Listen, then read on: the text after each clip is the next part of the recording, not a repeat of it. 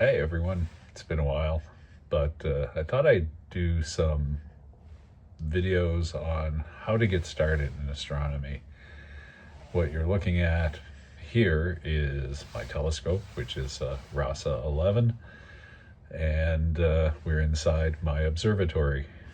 The path to get here has been rather long and costly.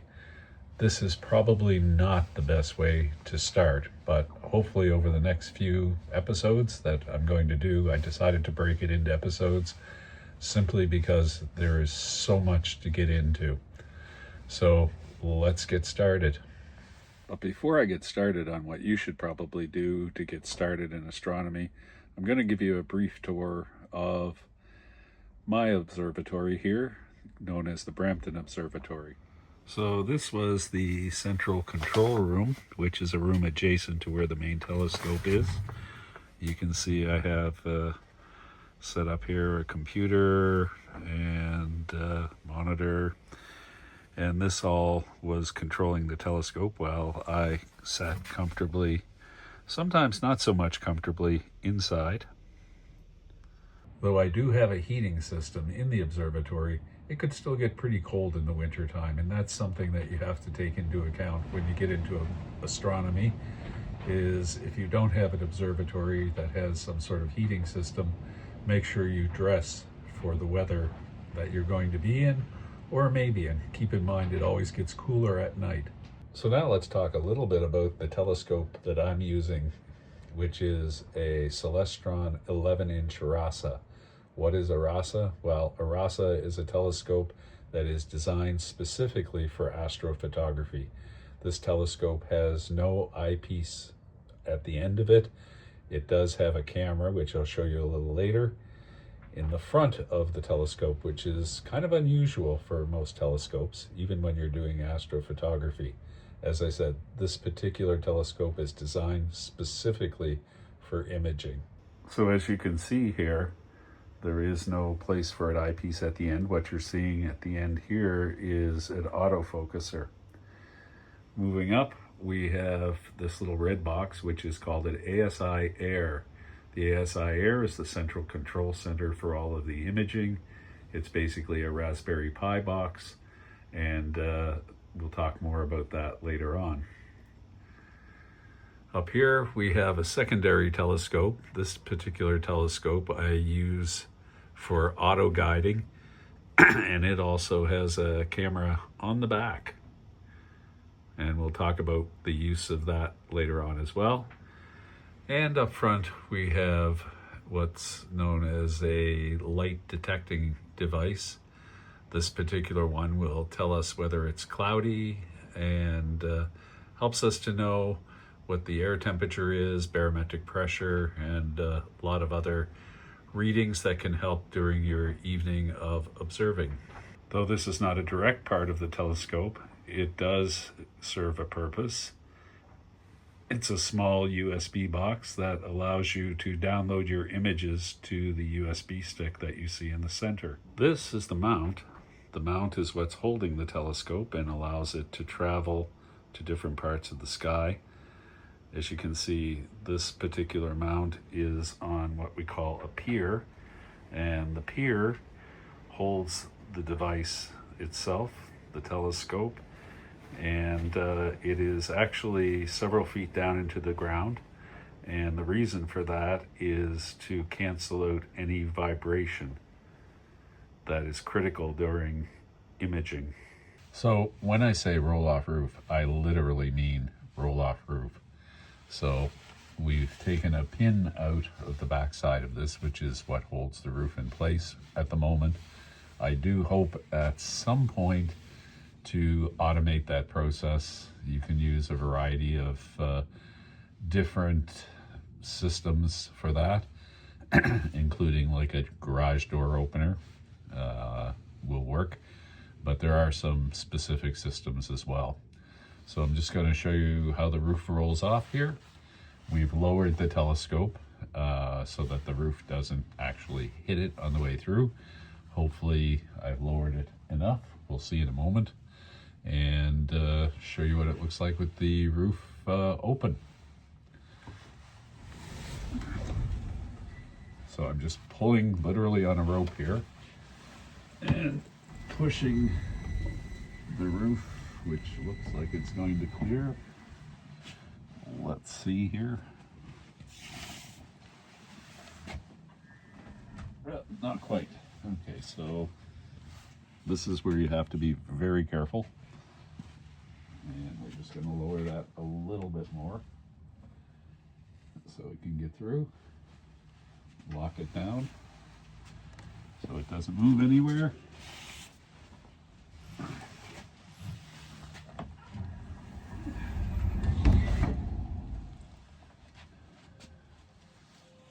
And you literally now have the roof rolled off.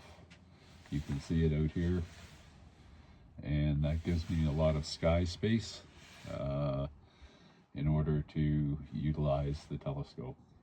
I should mention actually that on top of this telescope is another telescope. This is a Gear 60 Starfield, comes from Ontario Telescope. Steve makes them himself, or he has them manufactured, and if you're ever out in the Bolton area, please stop by and see Steve. He's a great guy to deal with, and will really help you to get into the astronomy hobby. So this is what the telescope looks like when it's up and the roof is open. It's at its home position, so it is polar aligned. It's permanently fixed so that it's always polar aligned, although from time to time you may need small adjustments to keep that alignment, but I haven't had to adjust this in quite some time with the really great pier and mount that I have. So this is the telescope open, or the observatory I should say open, and ready to go for a night of observing. We've had a lot of clouds lately, so there hasn't been a lot of observing, unfortunately, but we do hope to change that in the not too distant future. As we get more into late spring and summer, hopefully we'll get better weather. And for all of you who watch this, I will be attending Starfest in August from the 13th to the 16th. That's in Ayrton, Ontario, and it's something you should look into. Starfest is a big star party, hundreds of people there, lots of speakers and vendors as well, selling equipment. So if you check out the North York Astronomical Society on their webpage, you can still register for camping up there. It's a great time, and lots of interesting information to get about the community and meet fellow amateur astronomers. So this is what it looks like with the roof fully retracted. You can see the roof out here, which is slided, well, has slided down to the other side. It's supported and again, ready to go. So if you look at there, that's the entrance to the observatory, and you can see the roof is fully off, which gives me a fair amount of sky. So unfortunately, there are houses around me and trees, so I do have some limitations, but generally speaking, I can get a pretty good view of everything that I want to image or view. So I'm going to take you inside my house right now. As I said, I used to control the telescope from out here in the control room, but I've set it up now that I can do that from inside my house, especially in winter time or when it gets really buggy out here in the summertime. It makes it just easier to manage everything from in there. I've set up a computer or two to do that. So we're going to go inside and have a look at that now. So this is the inside control room. I have actually a bunch of computers in here. Some I use for work, some I use for flight simulator, and over on the, just behind me here, I have my video set up for editing video and all kinds of other work that I do. This system is an Intel system. It's an older system, but it does manage to do what I need it to do. It connects via Wi-Fi to the ASI Air that I talked about earlier out in the observatory, which allows me to comfortably control the telescope from indoors and do my imaging in here rather than sitting out in the cold or buggy environment that is outdoors. There is sometimes that I will actually go out into the observatory, but I also have video cameras in the observatory so that I can make sure the telescope is tracking the way it's supposed to and where it's supposed to go. So this system is set up with the ASI Air. As you can see here, I can connect, although right now it's not going to connect because I don't have power on in the observatory for the telescope, but it connects to the ASI Air software. As you can see, it's not found here, but it connects to the ASI Air software, like I said, and I can do all my imaging through this PC. Now, you can also use an iPad or an iPhone or a Android device to do this. I choose to use a program called BlueStacks, which allows me to emulate an Android device on my PC. So it's a bit of software, it's free, you can download it, and that allows you to run the ASI Air, in this case, on a PC, so that you can do all the things that you would do either on an iPad or iPhone or Android device. So that's kind of the setup that I have. As I said earlier, probably not the best way to start. There's a lot of things that you should probably learn about, such as learning the night sky. Get to know the constellations and the stars and other objects in the sky. There's some free planetarium software you can get as well to do that, and there is paid software. We'll get into that a little later, but the main thing is to learn about the night sky, have an idea of what you're looking at and where to find it. It'll save you a lot of time and frustration. Frustration is something you probably should get used to in this hobby if you're doing it as an amateur, to do it as a hobby.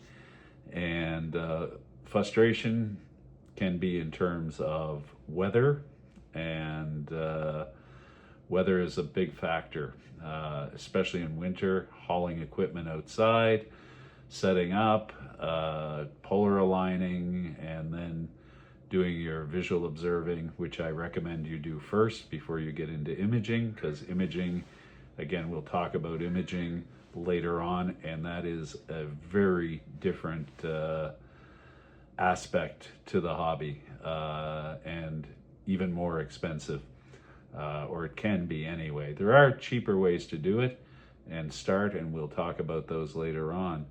But for the moment, just keep in mind, when you start up, keep it simple. Don't get more than you need to get started. Make sure you actually enjoy doing this. I know a lot of people who buy a telescope, and this happened a lot during COVID, where they bought a telescope and they were all interested. And then they learned it can be a lot more work than they thought it was going to be, in terms of getting set up and learning what they need to know to really enjoy what they're viewing, especially if you're doing visual observing. So make sure, like I say, we'll give you some pointers towards good ways to start. And then, you know what? If you're enjoying the hobby, progress through it.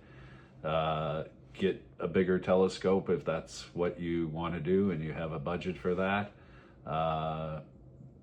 Bigger is not always better, depends on what you want to do.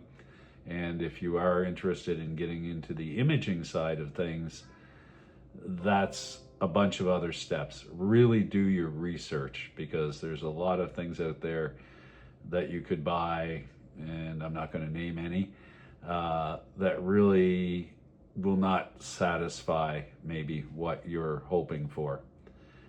So like I say, we'll get into astro imaging a little later in another part of this video. So this has been part one.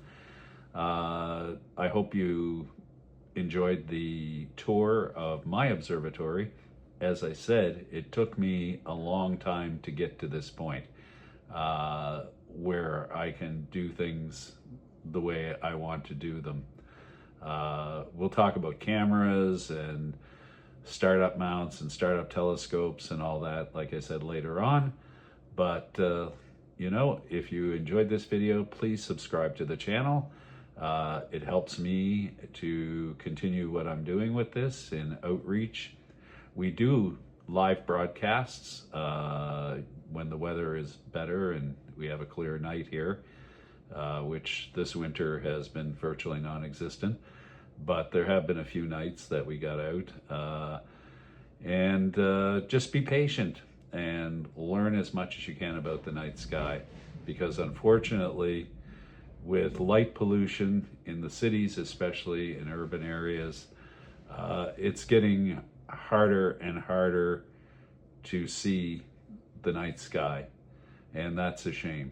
Also, for people who are doing astro imaging, with all of the satellites that are up there now, especially Starlink and some other satellites going up, it makes imaging sometimes a little bit frustrating when you have satellites whipping through your picture.